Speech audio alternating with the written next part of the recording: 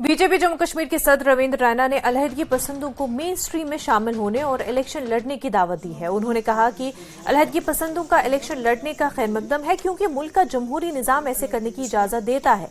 रैना ने कहा कि बंदूक और ग्रेनेड से कुछ हासिल नहीं हुआ और अगर अलहदगी पसंद अवाम की खिदमत करना चाहते हैं तो उन्हें कौमी धारे में शामिल होना चाहिए और इलेक्शन लड़ना चाहिए।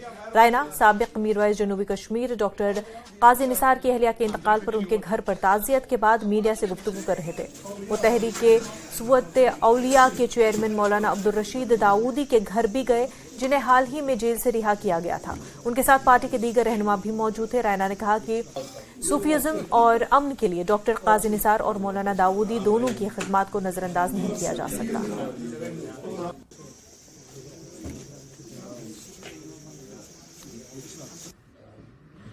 इलेक्शन लड़के जमहूरी निजाम में आकर लोगों की खिदमत करना चाहता है और हुब्बल वतनी के जज्बे से और खिदमत खलक के जज्बे से काम करेगा तो अच्छी बात है। यही तो हम कहते हैं, लोगों की खिदमत करो।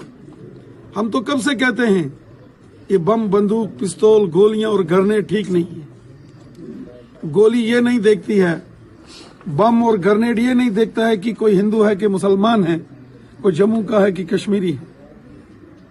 वो इंसानी जान को लहूलुहान करती है। सर, विजिटर्स पे क्या कहना चाहेंगे जिस तरह से अपोजिशन भी इसे हिपोक्रेसी करार दे रही है? पहले आप दाऊदी साहब के घर गया, बाशकाजी। देखिए, हमारा काम है, जो सूफीज़म को चलाने वाले बड़े मायानाज लोग हैं, जिन्होंने सोशल काम किया है, गरीबों ज़ईफों की जो मदद करते हैं, और हम सब जानते हैं कि जो सूफीज़म है उसने हमेशा अमन की बात की।